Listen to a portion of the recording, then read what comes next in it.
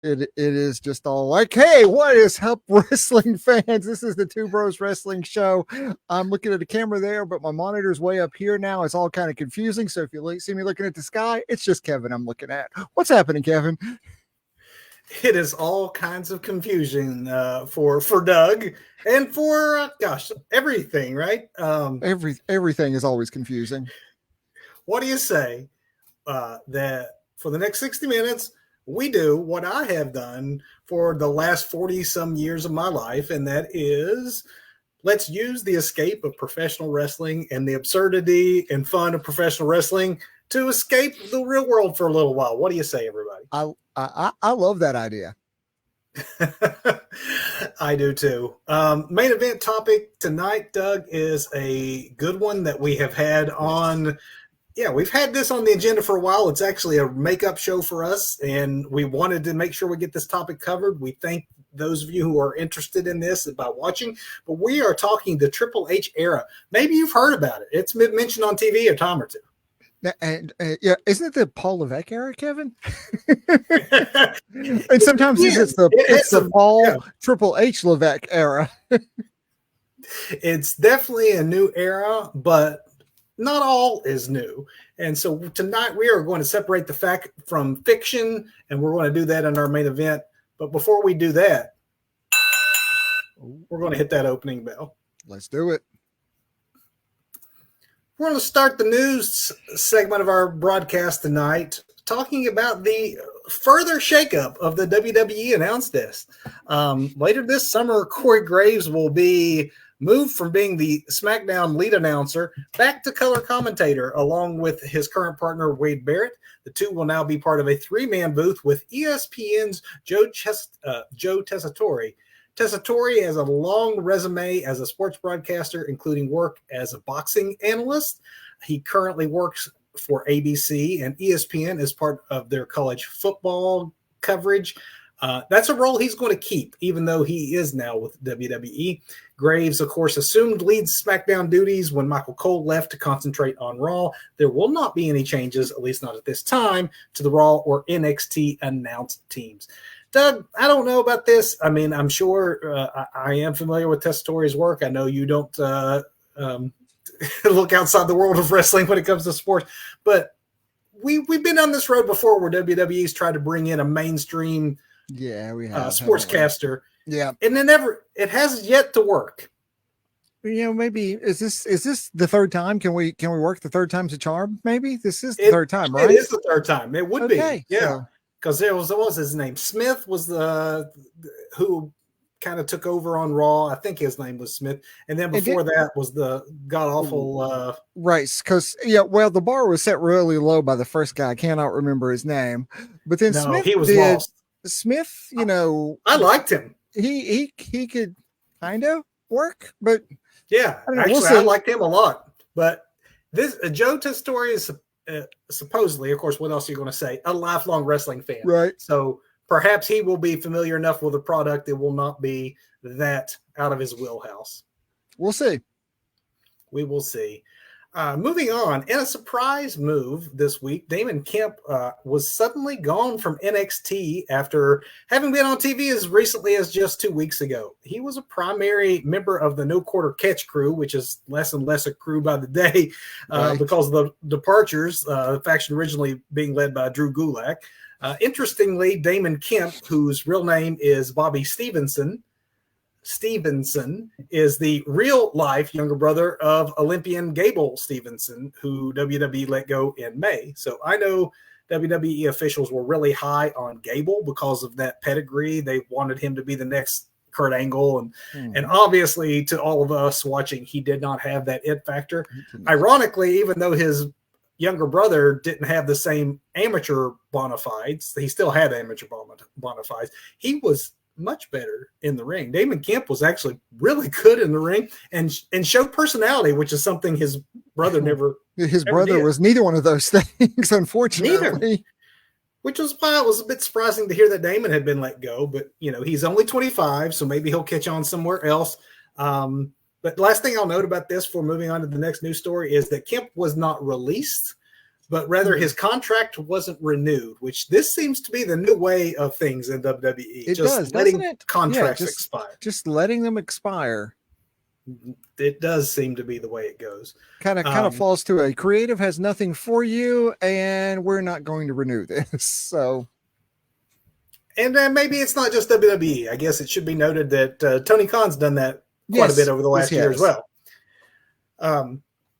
While on the topic of NXT, though, a few months back, NXT crowned its first female North American champion. It seems this experiment of having two North American champions is something that is being brought to the main roster as a concept. WWE is reportedly looking at adding a United States and an Intercontinental Championship to the women's divisions. I like that. I like that a lot. I like that a lot, too. I mean, I like women having a secondary title to fight over. Absolutely. It brings more parity between the men and the women. And it opens up more storylines and opportunities because you can have multiple stories going on titles and not have to make everything a personal issue between the ladies. So absolutely, I think this is way, way, way better than the way that they've been treated up till now. I like this a lot. Wow. That might tie into some things we'll be talking about in our main event topic.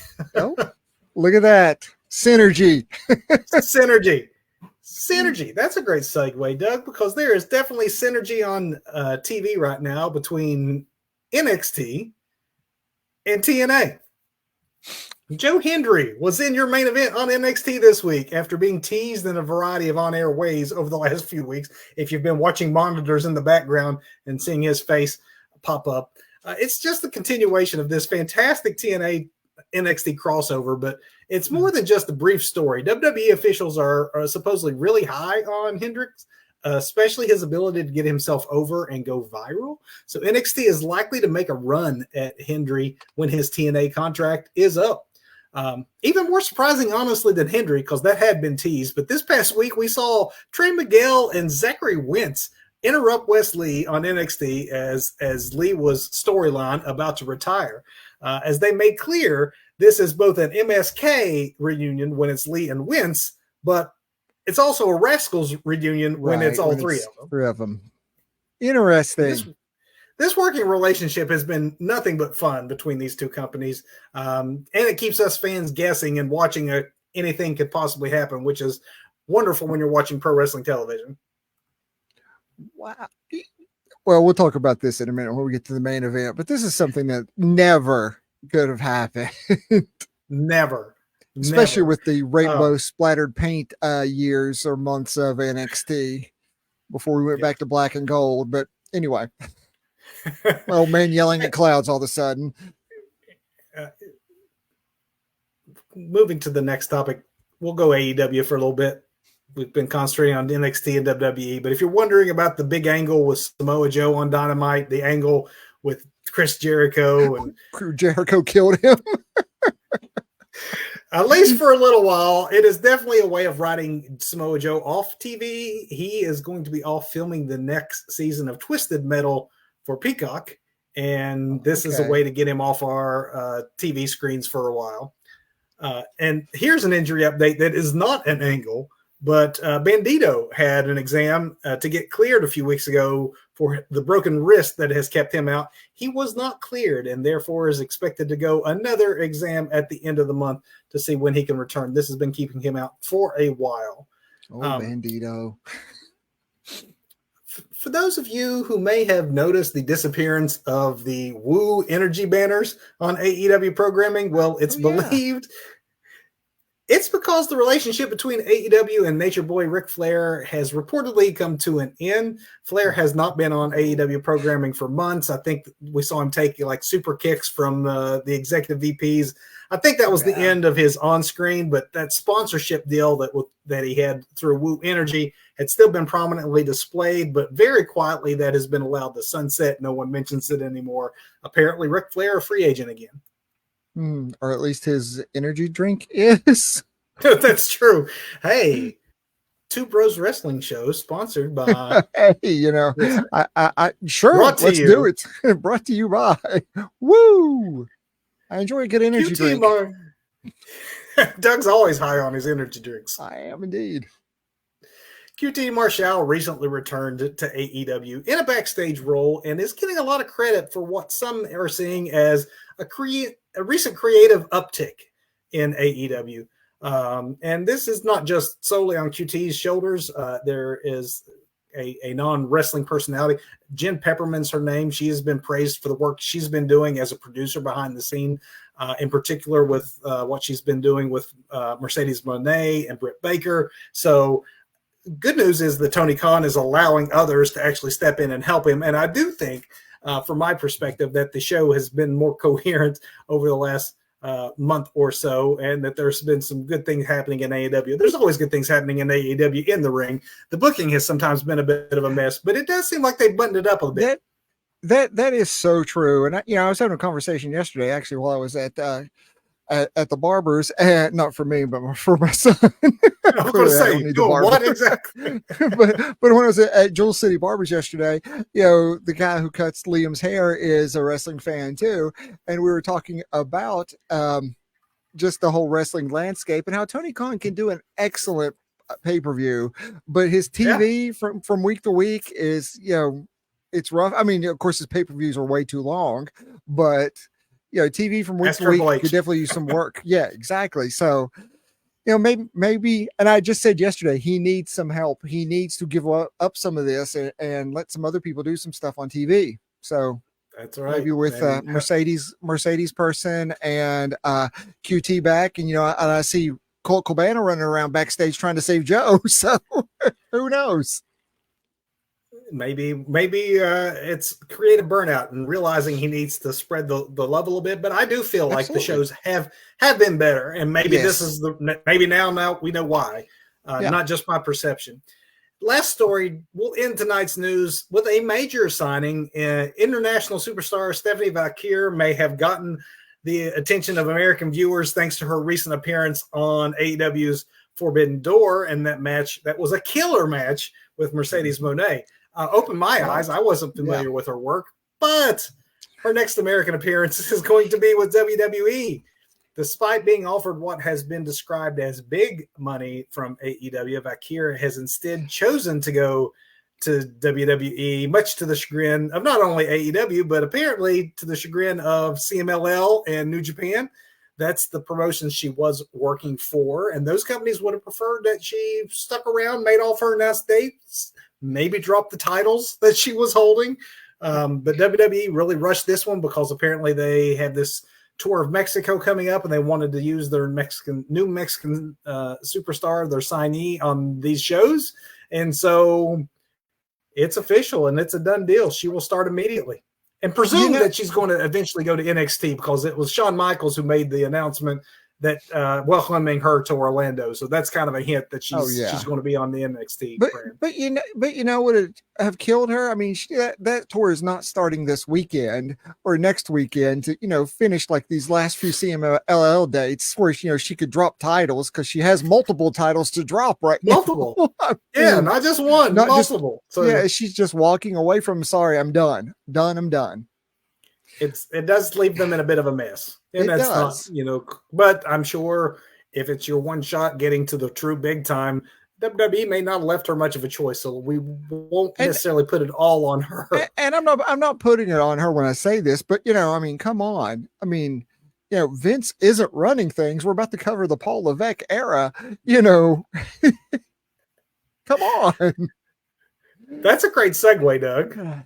That is the perfect way to end the news and segue into our main event because Vince is not running things anymore. And that's what we're here to talk about. The new era of WWE isn't something you can miss, even if you don't follow the news or don't keep up with the behind the scene changes in the world of wrestling. WWE has made it very clear in their on-air product and their branding of their on-air product that the Paul Levesque or the Triple H era is terms that they interchangeably use on air. So there's a very good reason to be skeptical when a company begins patting itself on the back so vigorously. But there's also very legit reasons why a company would want to be very clear that things have changed. So tonight, that is the jumping off point. We're going to look at what has been legit changes that we can contribute to Triple H and his role in WWE in this new era, and then where we think things might be a bit overblown when it comes to these changes. You ready to go for this? I am ready to go for this. Let's do this. First, I want to talk about the obvious. And this one, I guess, before I get into the truth and the hype, this is just the one that is obvious, but it is a mix of both. Mania weekend is when most eyes in the wrestling world are on the company. It's the weekend when most eyes outside of the wrestling world also turn to the company. So it was very soon after the shocking allegations against Vince McMahon and his sudden departure that Mania season hit this year too. So in the context of all of that, the launching of this new era, at least the language of saying it's a new era, all that began in WrestleMania weekend, trotting out Vince's daughter, everyone on camera and interviews using that Mania spotlight to tout a new era. That is very obviously a PR move.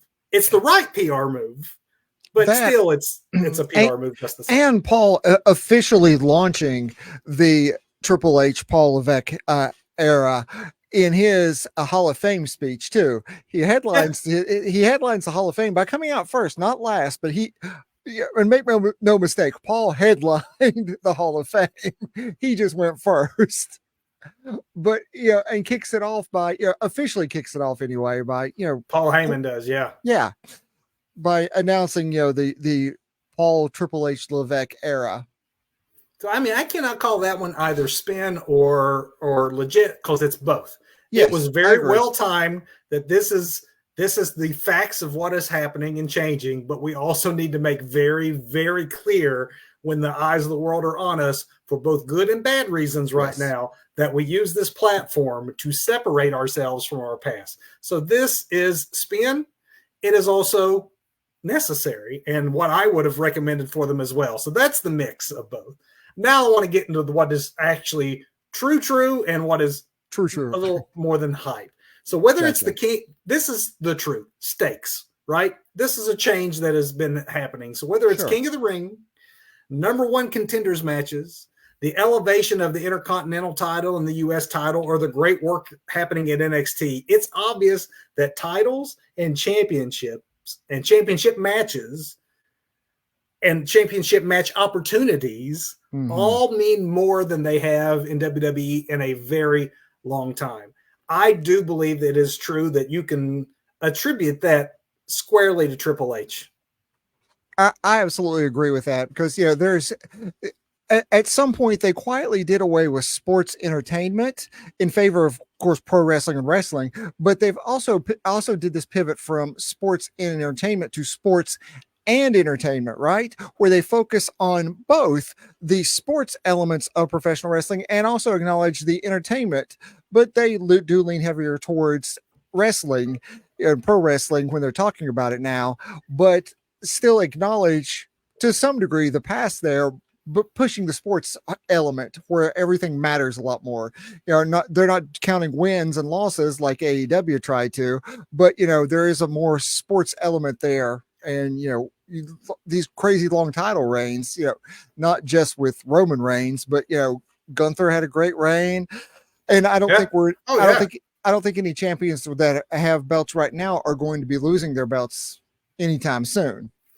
Because Triple H has that old school mentality in the era that he came up with, or the era of wrestling that he loved. I shouldn't say the era he came up with, but the what made him a wrestling fan, those Ric Flair, Four Horsemen era of the 80s and early 90s was definitely more sports than it was sports entertainment. And I do think that, yes, look at that time frame. You're talking Roman Reigns and his long title reign. Yes, it was multiple years. So yes, Vince was still in charge, but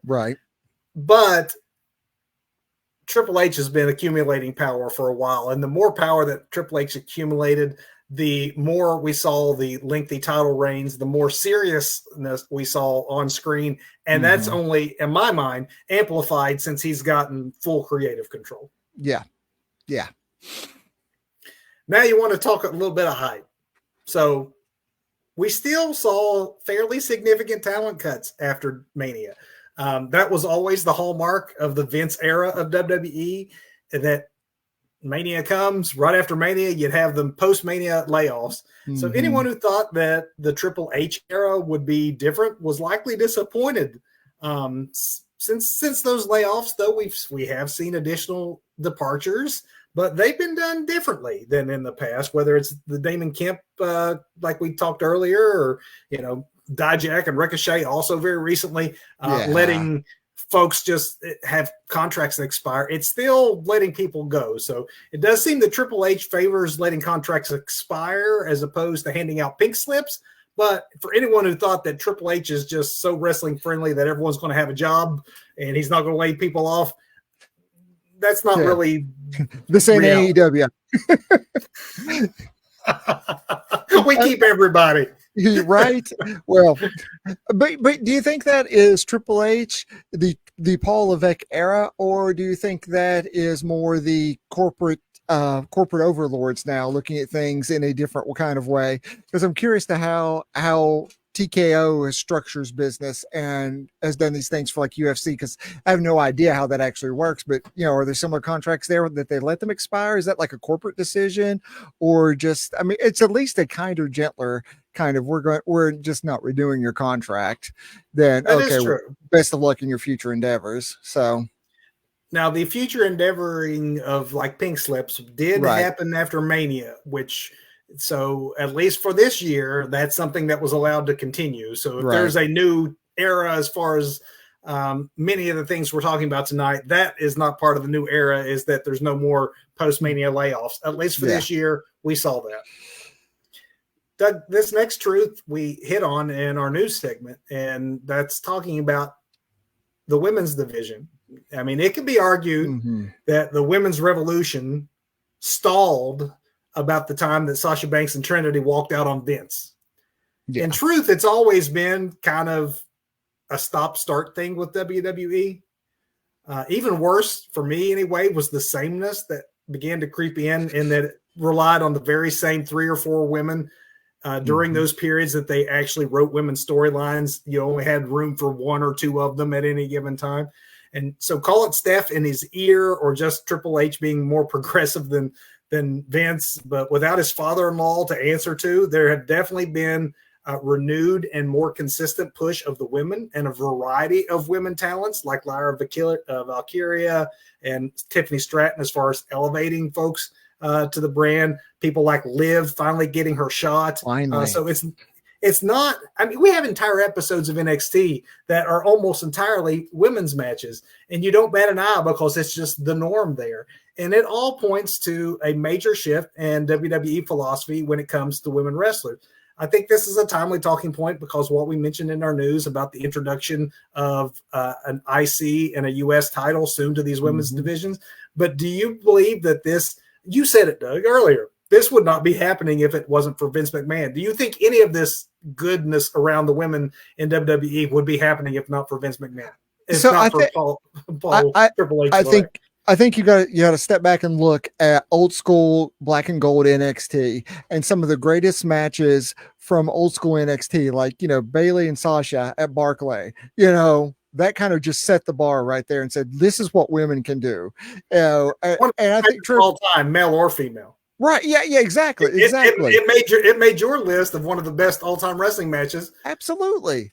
Of all time. Absolutely. Irregardless of gender. And I think, that's when I don't believe Vince really even knew what was going on down in Orlando. He just let Triple H do his thing down there. I mean, really, you laugh, but it's true. Yeah. Once he started paying attention, he ruined it. He totally did. He made it like paint splattered and multicolored, and it was just ridiculous. But I think that's testament to where we are now with the women and the women's revolution that Stephanie single-handedly started back in the day. But it's there because of Triple H. I think that's a definite Levesque push. And Ronda Rousey this week had some comments that really tied into this. Like, she was bad-mouthing Vince McMahon again, and then had nothing but praise for her work with Triple H. So it's not just our perception, even from the people who were in that ecosystem, the women who had to endure what we now know to be just, well, I shouldn't say now know. It's now known publicly, and we're talking about it publicly, but we kind of always knew. It was pretty obvious by watching the TV product how Vince McMahon viewed women. Yeah. Hype. This one's hype. And that is that Vince being gone means that WWE is now somehow a different company in general. And I think this is what you were kind of getting at when you were talking about TKO. Yes. There's a bit of truth here, but it's mostly spin, and that WWE wants desperately to separate itself from its former owner. However, no era or person or company is going to change whatever is coming WWE's way when the federal government investigates whatever they decide to do. Whatever implications fall on Vince, that'll also fall on the company. It's still going to fall on the company, regardless of whether or not you're trying to separate yourself from Vince McMahon. You can't exactly undo the fact of your history, your pedigree. You cannot run away from your past. You can rebrand yourself all you want. It's just still going to come. The bill will come due for you as well, and they're just going to have to step up and pay it. Yeah, I really think that culture has been changed from when Vince was there, but at this point, it's baked into the DNA. I think they've done a lot of like surgical removal of cancerous tumors from the body that is the WWE, but there's still things that aren't going to happen overnight. Just like going back to the CMLL, they could have let her finish her obligations this weekend or next weekend. She's not going to be on. I mean, even if she is on NXT Tuesday, big deal. Let her go out. Who cares? We're acknowledging other companies now. We know where she came from. We know her last big match before what she had scheduled was with Sasha Banks, Mercedes Moné. We know this, and we love it. As fans, yeah. But that's just an old man yelling at clouds. I get it. It's business. They want to make moves. And that plays into what we're talking about, separating the hype of like that is a petty kind of business decision that the Vince McMahon era of WWE would have made, and it did not change in this instance. But so that is a bit of hype. Of course, now that I'm thinking about it, they have a Mexico tour coming up. It makes sense to pull her now. That way, they thought all these fans thought they were going to get her in a CMLL show. Now they are going to have to go to the WWE show if they really want to see her. They've just created demand. Never mind. It makes sense now. It is a business decision. Best for business, pal. It is best for business. It is indeed. Here's a truth that I think is a change that's recognizable to anyone who's watching the product, and that is the loosening of the scripts. Since the Triple H era began, there has definitely been more life in promos, and that can be attributed to two changes. One, less scripting, where Triple H seems to trust certain individuals and talents to hit their marks, but also insert their personalities, like wrestling's golden years, like he was allowed to do. Yes. And then there's the obvious loosening as well of the PG rules and restrictions with more adult language finding its way into scripts, which honestly makes everything just sound more real. What do you think we're going to go even further once we hit Netflix era? Where it's a paid product then, we get back closer to Attitude Era kind of promos and a lot more. Triple H has said that they will not be censored. So apparently WWE has been very unhappy the last few weeks with their broadcast partner, Fox. It looks like shoddy production, but not this past SmackDown, but 2 SmackDowns ago when the screen went blank for a period of time when Nia Jax was coming out. I presumed that they were chanting something and they just like freaked out and just blanked the whole screen. Yeah. No, someone in the crowd flipped Nia Jax off. They blanked the entire screen because there was a middle finger on TV. I'm not saying that, that's what everyone should be doing on TV and that's what you want your kid to see on TV or anything like that. But it also does not rise to the level of taking the whole broadcast down Right. and off the air at the time. It just looks very shoddy, looks like bad production. And Triple H has definitely said there will be no censorship on Netflix, that they won't have to block out chants. They won't have to worry about what people are doing in the background.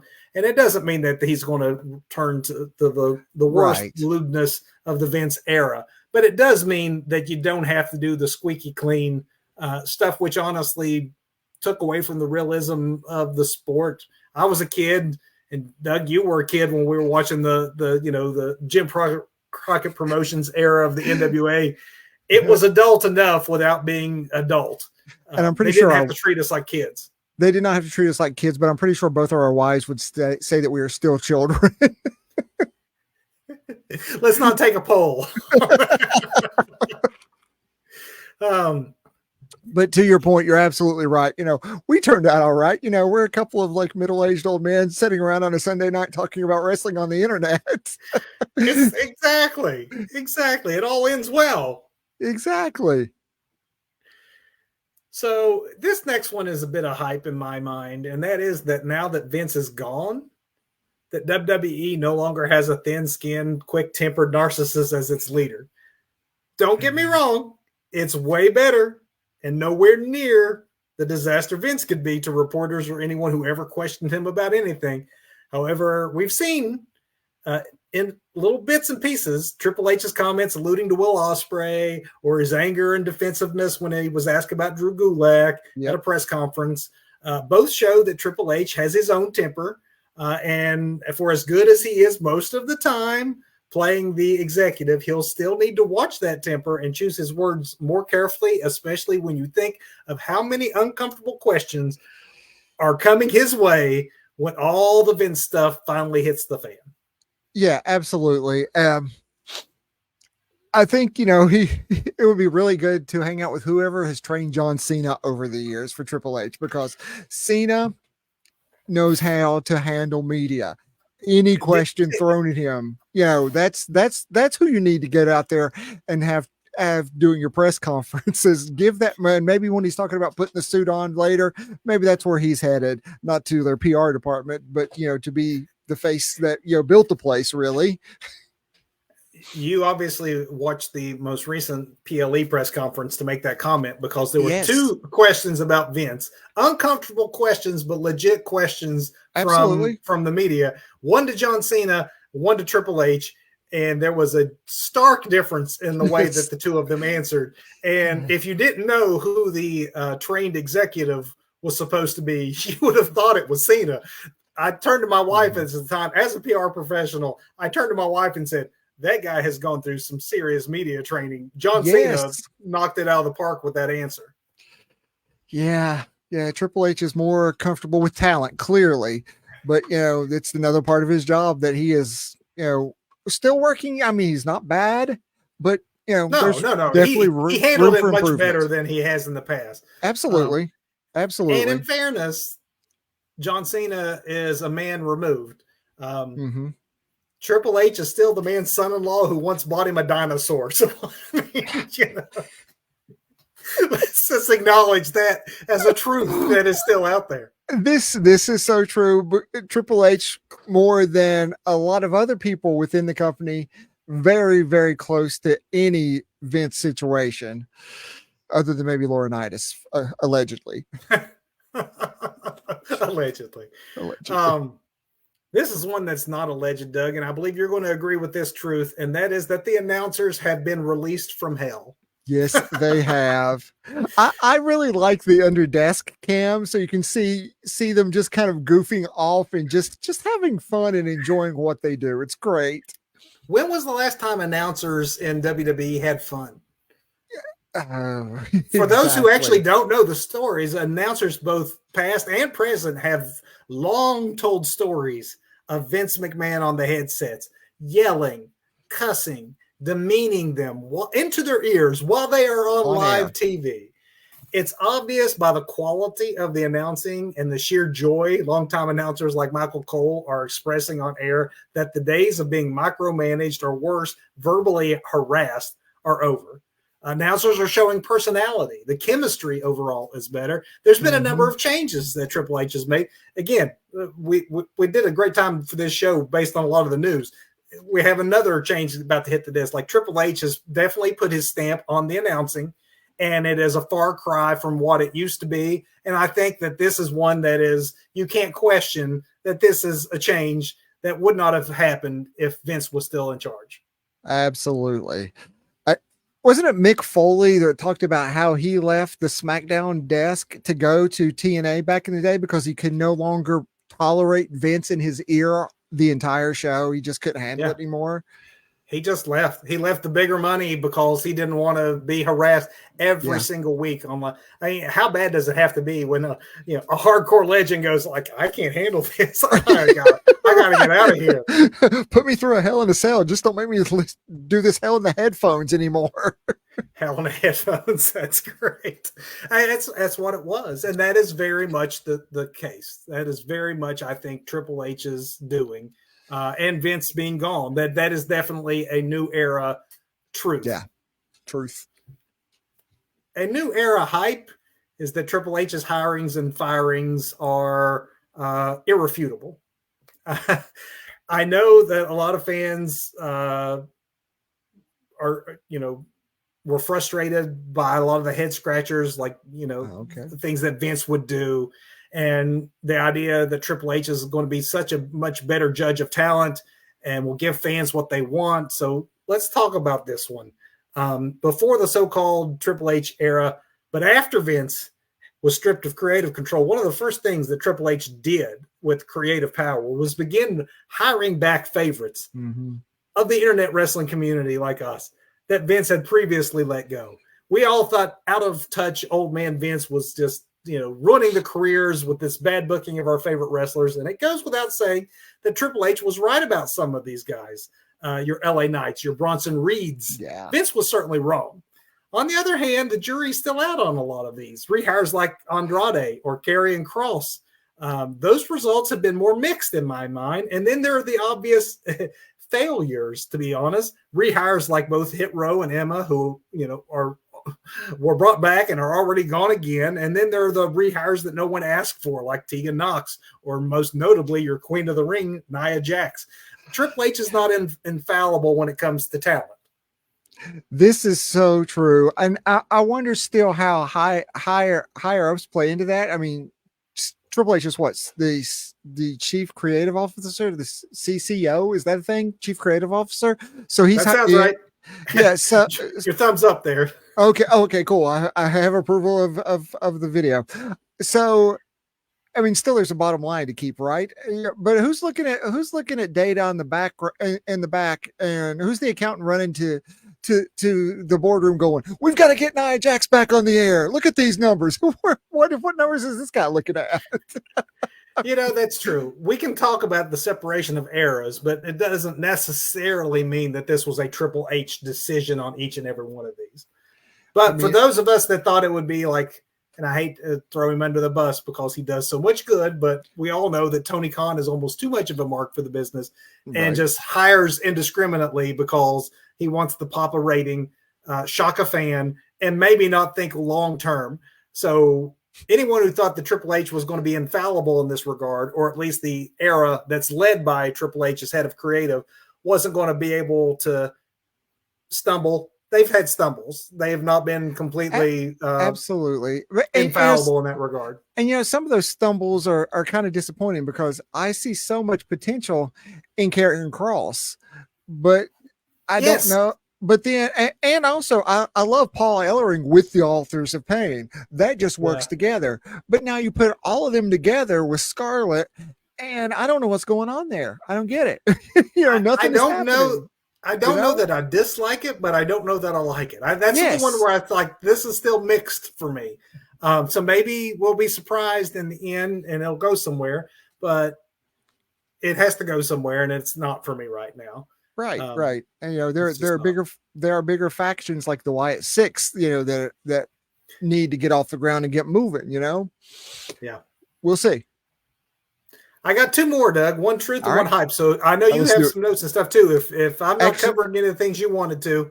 Actually, Make sure you're hitting all my notes. I'd put together I curated a perplexity page, and I'm bouncing around on it. But actually, I'll put the link to this perplexity page. It's about a 7-minute read when it's all said and done. But it's hitting pretty Nice. much everything you're doing. So once again, the two bros in lockstep on truths and hypes. absolutely, I know we're going to be in lockstep on this next truth, Doug, and that is getting rid of Vince's dumb rules. Wrestlers say the word wrestling. yes. Announcers acknowledge other companies outside of WWE. Talk about wrestling history and wrestlers' past work. Referees have actual names. Did you know that? Yes, I bet they have families. No, let's not get crazy with this. There's even the occasional blood allowed, adult violence, while also having far less of Vince's 13-year-old sense of humor written in.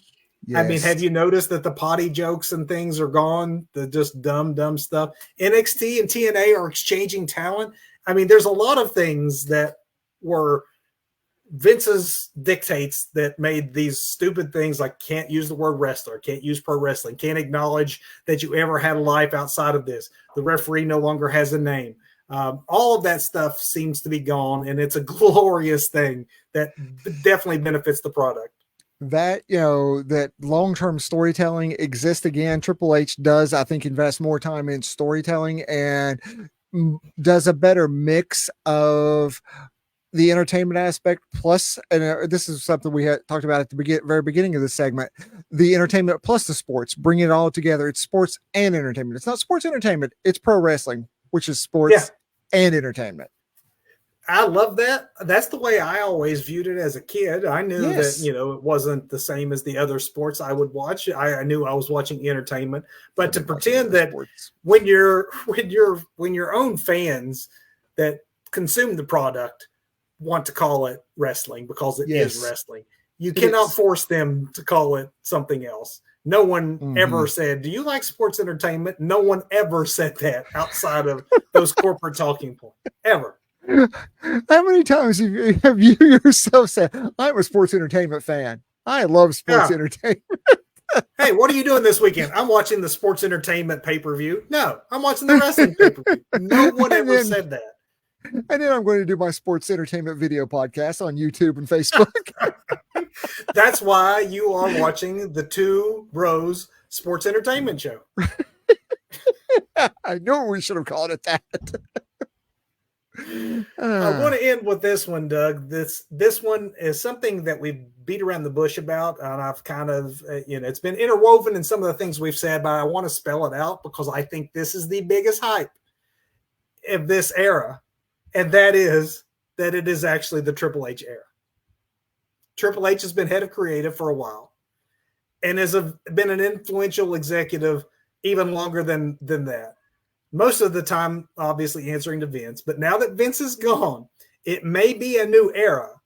But unlike the buck stops here days of everything has to go by Vince and one man consolidating all that power, Triple H's era is really the TKO era. If the last era that WWE is wanting us to forget is that of the Vince McMahon era, it's worth noting that Triple H will never, ever have the kind of power that Vince did to call shots. Absolutely. In the new TKO WWE, Triple H is an employee, an important employee, but an employee nonetheless. Absolutely. Important and influential employee. I think his word carries weight. His decisions carry weight, and the arguments he'll make to get his decisions over are going to carry weight. But at the end of the day, there's that accountant somewhere in a back room looking at numbers of Nia Jax popping, and making money for everybody. People like that are going to make the final decisions. So, yeah, I think that is the biggest misconception is that what was once Vince's is now Triple H. That type of power in the wrestling world is gone. We're in the corporate environment. These are boardrooms full of people and money, bean counters and things behind those people. And right. There's a lot of hands in this. There was a time that Vince McMahon could unilaterally do just about anything he wants. He did things that were at the detriment of his own company that he knew would probably be at the detriment of his own company, but he was either vain enough, petty enough or whatever that it was worth him to humiliate his lead announcers or so. Like he would do lots of counterproductive things just because he wanted to do them, and there was no one that could talk him down. Triple H will never have that kind of total power. Yeah, Triple H will never be counter programming his own show during his own show and ripping up scripts 5 minutes before the show goes live and redesigning everything. Not going to happen. Actually, I shouldn't say it's not going to happen. We've learned as wrestling fans to never say never, but it's highly doubtful. Do you think that had it not been for his very dramatic flaming out, do you think that Vince McMahon, had he not fallen from grace, that he could have survived this era of WWE? Because even if it wasn't the Triple H era that they want us to know about, it was going to be a new era when you have a corporate environment where you're no longer a family-run business. Do you think that ultimately Vince would have fallen for some other reason because he would not have been able to handle being told what to do? I absolutely do. I mean, there's that element where it's been his company for 40 years. I mean, he bought it from his dad way back in the day when it was still the WWE or something like that. So it's been his for so very long. It's been a family owned and operated operation for years and years, decades, right? And then to sell it off and become an employee where you answer where those creative decisions, not just creative decisions, any decisions where basically, just yours and yours alone. That's hard to get used to, not having that power anymore. And I think a man who is used to that, who has built that, I don't think a man like that could function in that role. I think it would be time to go do something else, whatever that something else is. I mean, it would not have been the dramatic and shocking allegations of sex trafficking or whatever, but I do think that had none of that been going on, Department of Justice, all of that not in the picture, that eventually Vince McMahon would have tripped up over his own ego and his own behavior in a way that he would have it might have taken longer. We might not have him gone just yet, but I don't think he would have lasted long with anyone trying to be the boss of him and telling him what he could and could not do with his product. No, because, and I think, and that just nails it right there, because in his mind, it would still be his product, his company, and that's a very hard line for, I think, somebody with that mentality, with that, ruthless business acumen to release. 100%. I agree with you 100% on that. I think it would have been something that would eventually got Vince out of there had it not been for Vince himself. Yes. And with that, Doug, I guess we'll say it is both a new era, the TKO era. Indeed it is. But there are many things that aren't changing, and at least not overnight, and not every change is good. But for the most part, it is a new era, and I am happy to embrace it, even if part of it is we want you to forget that Vince McMahon ever existed. That's going to be impossible to do when we get a court case later on this year, all likelihood. But those days are something we will talk about when those days come. For now, Doug, what do you say we hit a big finish? Let's hit the big finish. I got to jump from my iPad to my iPhone now to get my notes for the big finish. The Two Bros Sports Entertainment Show brought to you this week by Apple. Apple. Doug, what do you have for that being the case? There we go. There we go. So what are we doing? Are we doing botches? Is that what we're doing? Okay.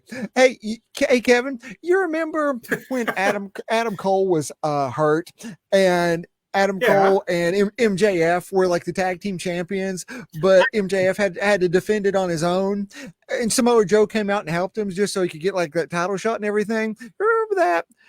I do. Christopher Daniels comes out this week and he says something crazy that I didn't realize, but apparently there's this rule in AEW. If a member of your team is injured, there are no substitutions. So I'm having some problems understanding the rule. What are the rules, Kevin? What are AEW's rules now? Because apparently the Bang Bang Gang cannot, since Jay White is injured, they have to relinquish and compete for their belts now, and just have Freebird ruling, juice in there. So I'm calling that a botch, man. I mean, call me crazy, but I'm calling that a botch. No, for the entirety of my life as a wrestling fan, I have wanted to get my hands on this wrestling rule book because sometimes it does seem to be applied rather arbitrarily. But there is wrestling rules, and then there are no rules. And sometimes let's not stretch credibility by like flaunting the fact that, wait a minute, didn't you just say the opposite like a couple of weeks ago? I thought the same thing. I agree with you on that, Botch. I actually don't like the Freebird rule. I didn't like it when it was the Freebirds back in the day. I love the Freebird rule. I think it's great. Didn't like it. Because, I love stables too, though. So, I think it just works. But I will agree with you then that whether or not we agree on the Freebird rule, at least be consistent with the rule. I think we should do an entire show about the Freebird rule now. I like it. All right. My botch of the week also comes from AEW, and that was the comically fake wall that Samoa Joe was gently driven through. The thing didn't even touch a ceiling. It was not exactly a load-bearing wall that Samoa Joe was put through. The sound it made was hilariously soft, and it doesn't help things when in the end Colt Cabana comes to help, and basically Kool-Aid Man's himself through the wall like he was swatting a gnat, and it just stank. I'm like, way to sell it, Colt. I had some hardcore suspension of disbelief going on myself there, because I was like, oh, look, they killed Joe. I like the idea of the learning tree taking Samoa Joe out that way. It just, I don't know. It kind of made me laugh instead of make me go, oh, man. So, not that I want him to really kill Joe. Don't really kill Joe. Don't kill Joe. Don't hurt Joe. I understand that he's the only Samoan not related to the bloodline, but don't kill him for that. we still need him. I just thought that was kind of funny. It's not a game changer for me and enjoying that segment, but it did make me laugh, and like, okay, it didn't help to have Colt just come through and just like knock down the rest of it. I thought it was just awesome to see Colt on TV, man. That's true. There's Colt. That's true. Coach Colt. Doug, how about your performance of the week? My performance of the week. Wait, performance. That's what we do, right? I'm suddenly it's my first show. We do either one. Because let me broadcast. This is not like ESPN where I just came from. I know better than that. That would be comfortable to see. But yes, performance. They both go to Jacob Fatu, man. This dude just jumping, flying, doing all the things. He was a topic at Jewel City. We should get a sponsorship from them. But yeah, we're talking about how much of a beast he is, and how they are just creating this Umaga-like character for him, where he is just this Samoan monster. Probably, maybe I'm developing this theory now that Fatu was what Solo maybe was supposed to be, but never quite got to that Umaga level. I mean, he's got the Samoan spike and everything, but Fatu is just above and beyond that straight up Umaga vibes, but times 10. That's what I'm getting from him, and it was just great to see him get to do his thing, man. I love that Solo has gone from being a guy who never talks to being like the center of things, and I think he's been great. Yes. In the long run, there is a real danger of being overshadowed, though, because Jacob Fatu is just that freaking good in the ring. I actually was watching the other night, and to your point, I've turned to my wife, who watches only occasionally, and I'm telling her, I'm like, it's ridiculous to me that this guy was hidden in MLW for years, and that he has not made it to this level before now when you have that much talent. Incredible. Absolutely. My performance of the week goes to Mariah May and Toni Storm. Man, I fully expected it was going to be a jealous Toni Storm who would turn, because she would suddenly realize, wait a minute, May winning the tournament means she's my opponent in August, and I am so self-centered I must take her out. I did not see it going the other way, and I love it because of that. It's beautiful. I do love it though, because it shows that Mariah May, sweet little Mariah May, was playing the long game the Long game, entire man. time. Long And it game. also was a very brutal, violent attack, Yes. especially for the women's division. Just again, that parity that you want so that your women and your men are on equal level. That blade job, the brutality of it, the real life violence surrounding that was a masterclass by both women. And that's how you do a memorable heel turn. I think they'll talk about this one in the way that we talk about, Shawn Michaels super kicking Marty Jannetty through the barbershop wall. Like that was a memorable turn where we all thought it was going to be the other way, and the jealous Tony Storm. Now we're going to Timeless Tony Storm, I guess, is going to be cheered, and not like we cheer you because you're the cool heel, but we're actually going to be cheering her. Absolutely. And yet, I have to give it to Nigel and all of his like Motley Crue references there at the beginning of that match. He just kept going. I was really surprised with his knowledge of the Motley Crue catalog, which says something about me because I too have that knowledge from back in the day.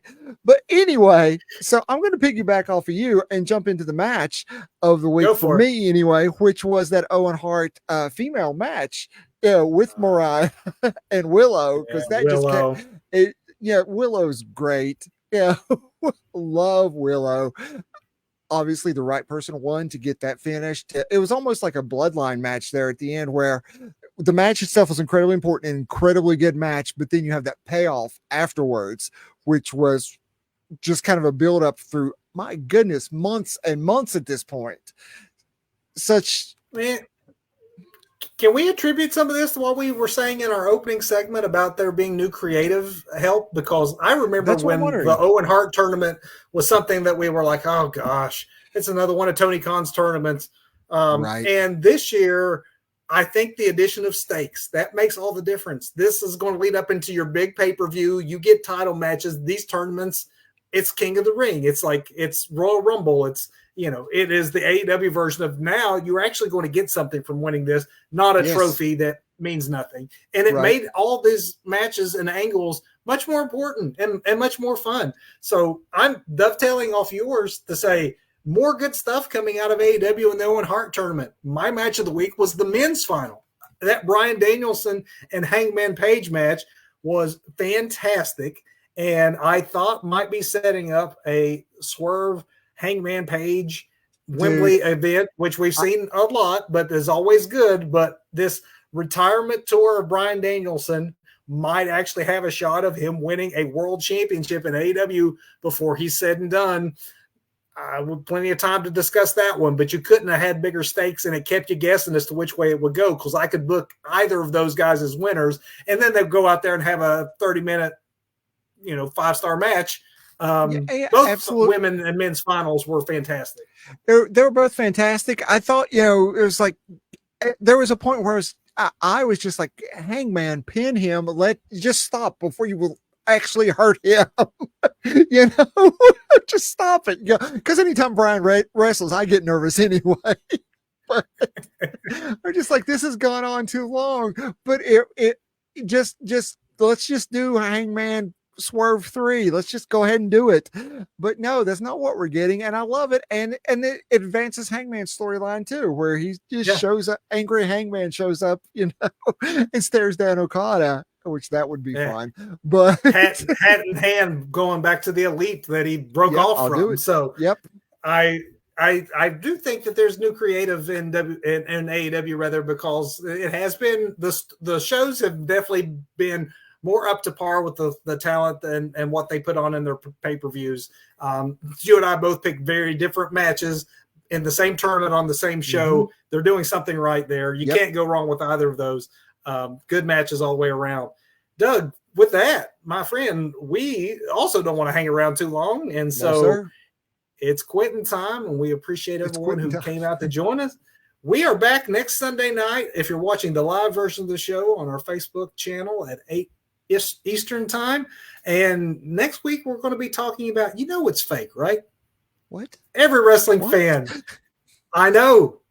You'll have a week to process that, Doug, because if you've been a wrestling fan at any given time, you've had to defend yourself against that as if you're a rube who doesn't realize it. We're going to debunk the oldest accusation, the most tired accusation in the book, and the hardship that it is to be a wrestling fan. Fortunately, it's not as hard as it used to be.